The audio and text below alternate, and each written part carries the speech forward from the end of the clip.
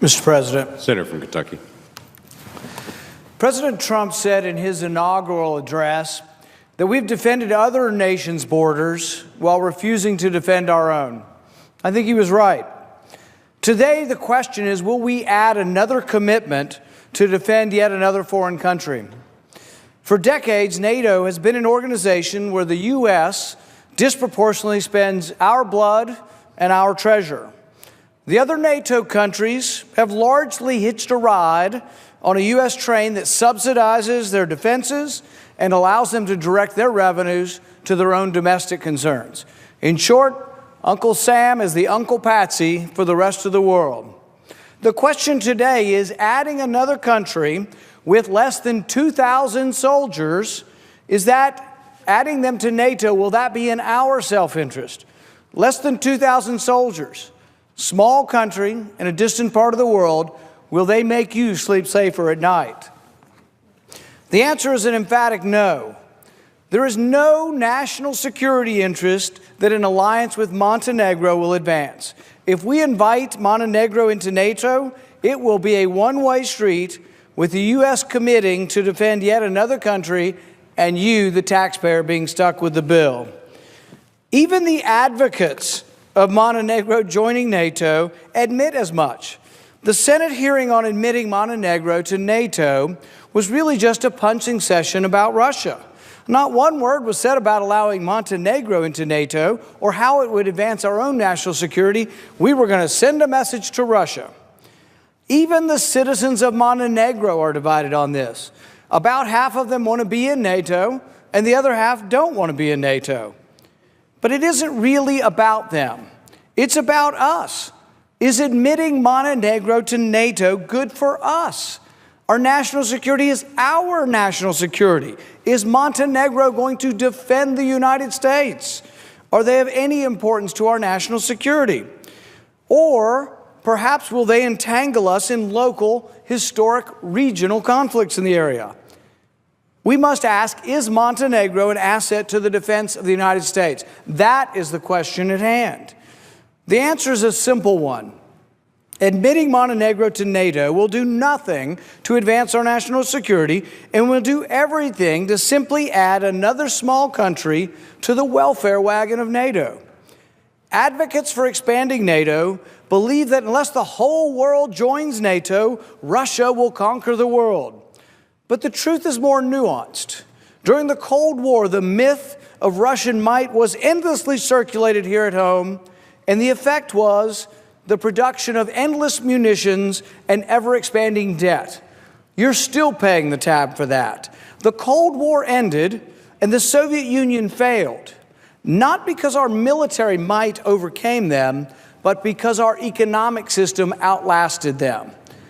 They were defeated. Capitalism defeated socialism. If there is one message that Americans should get, capitalism is stronger than socialism. We should not flirt with political leaders in our country promoting what caused the Soviet Union to fail. But now we are told we must fear Russia again, fear the Russian bear. But if you look closely, you will see that Russian aggression around the world, and particularly among the former Soviet satellites, is an attempt to mask a weak economy that runs the same risk of overextension that caused the Soviet Empire to collapse. Russia is weak. Russia is weak because of corruption, oligarchy, human rights abuses. If Russia continues on this path, they may well encounter the same cataclysm that brought down the Soviet Empire.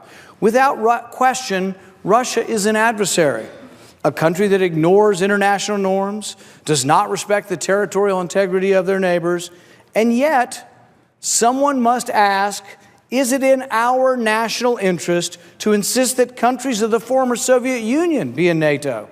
Because the debate today is not just about Montenegro.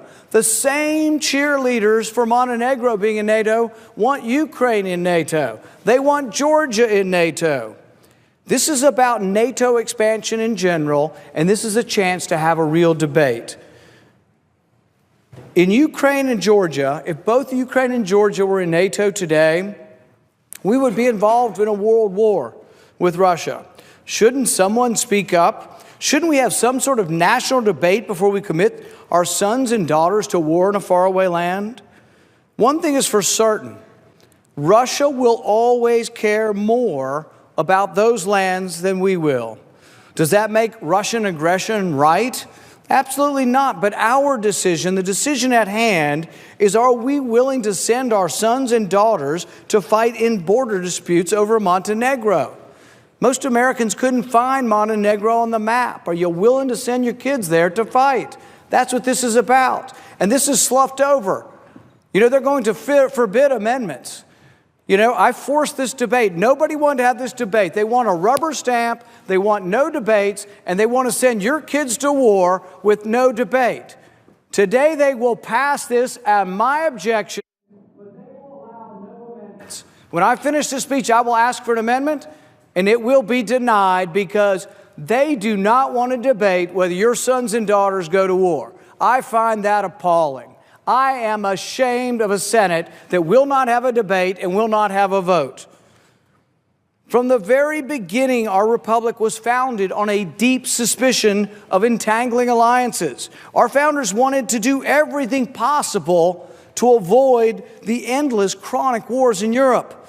In Europe for centuries, kings from one nation fought their brothers and their cousins in other nations. This meaningless fratricide continued even into the 20th century. The Founding Fathers were emphatic in their desire to avoid endless war. Washington wrote that our true policy is to steer clear a permanent alliance with any portion of the foreign world. Jefferson echoed this when he famously wrote that peace, commerce, and honest friendship with all nations, entangling alliances with none. Even in modern times, such military heroes as President Eisenhower opposed intervention in Hungary, even when the naked aggression of the Soviets was appalling. Eisenhower likely may have had no real opportunity, though, because the Soviet Union had rolled in with 200,000 troops and 4,000 tanks. But at least part of the decision not to go into Hungary in the 50s was not for lack of sympathy for freedom, not for lack of sympathy for self-determination of a country, but it was the realpolitik decision of a nuclear confrontation with a nuclear Russia. Fast forward to today. For 16 years, we have been at war in the Middle East. 16 years. Our justified response, if I had been here, I would have voted for going after the people who attacked us on 9/11. Our justified response, though, has drug on and on. There are people fighting in the war who were not born on 9/11. The Congress voted after 9/11 to go to war. They voted to go after the people who planned and plotted the attacks on the Trade Center.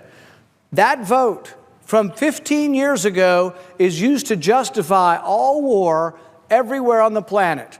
There has been no meaningful debate on the wars we are currently involved in the Middle East. We currently fight illegally and unconstitutionally in the Middle East because your representatives are afraid to have a public debate. They will stifle debate at all costs, and they will broker no amendments. They will allow no amendments to occur. Our unrestricted, unvoted upon involvement in war everywhere informs my opposition to expanding NATO.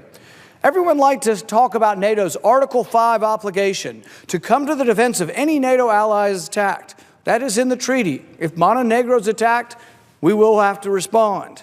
But my concern is that many in Congress believe that Article 5, saying that we have to defend Montenegro, that this farms out this power to declare war to an international body, and they don't think they have to vote again. You don't believe me? They haven't voted for 15 years for war, and we are still at war. We continue to go to new countries at war with no vote. You think that Montenegro won't be attacked and there won't be a war without a vote? This is their history. Their history is one of not obeying the Constitution. David Fromkin puts it this way: if it is now agreed by treaty that an attack on a NATO ally is deemed an attack on the United States, then it can be argued that the president is empowered without congressional authorization to send us to war. Don't believe me? We've been at war for 15 years. We've been at war with dozens of new tribes, dozens of new countries with no vote on war. The most important vote a legislator will ever take is whether or not to go to war. And yet today we will vote for an automatic war if somebody invades Montenegro. And mark my words, they won't obey the Constitution. They'll say, we voted to put them in NATO. Article 5 says we have to defend them. That's not the law of the land, and you should have to vote in Congress, but nobody obeys the law. So if you're worried whether your kids will be sent to the Balkans or your kids will be sent to Ukraine or Georgia, call your representative and tell them stop. This is the crux of the debate. Congress has abdicated its role in declaring war.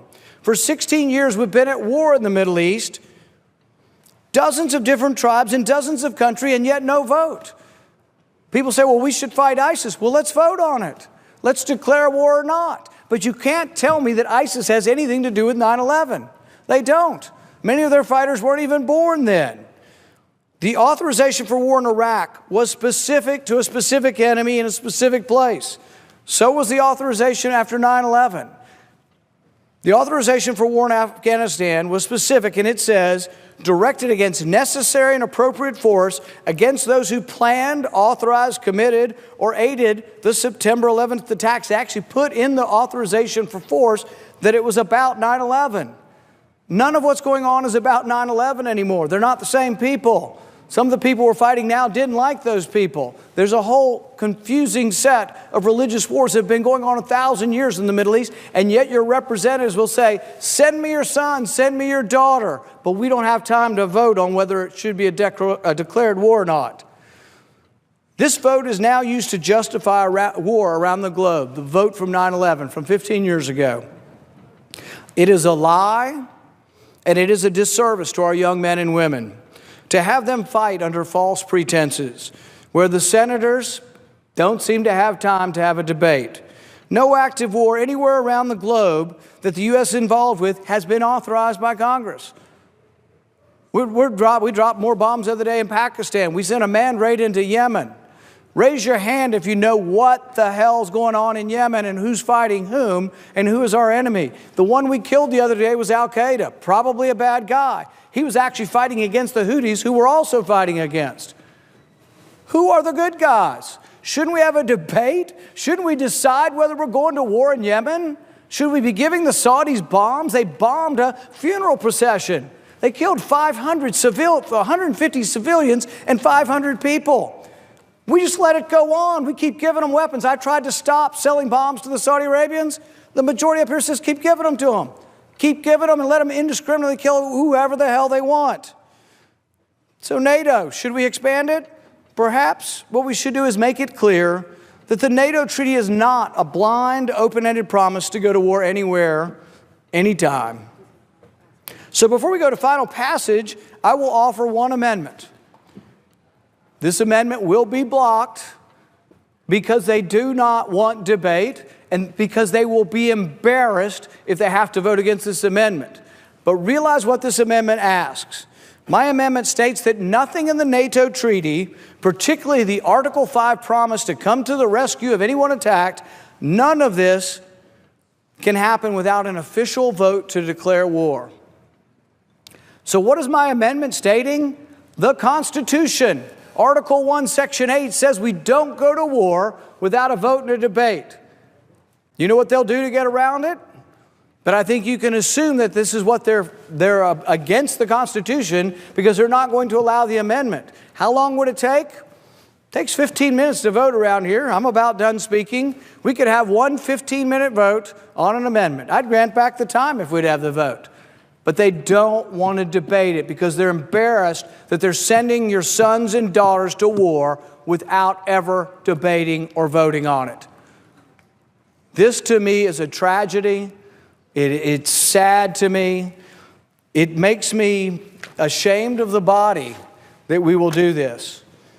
Probably what's worse is then they clamber to the floor, their mouths agape, ajar, calling other people traitors, acting as if I care less about your sons and daughters because I want to have a debate on war before we go to war, preventing an amendment from happening, and then having the gall to come to the floor and accuse their philosophic opponents of being traitors and being allies with the Russians. Is this what we've come to? Is this where we are as America? That you can't take a principled stand against war? That you can't stand up on principle and say, are we really going to go to war over Montenegro, over Ukraine? Are we really going to go to war over Georgia? And you're accused of not being patriotic to your country?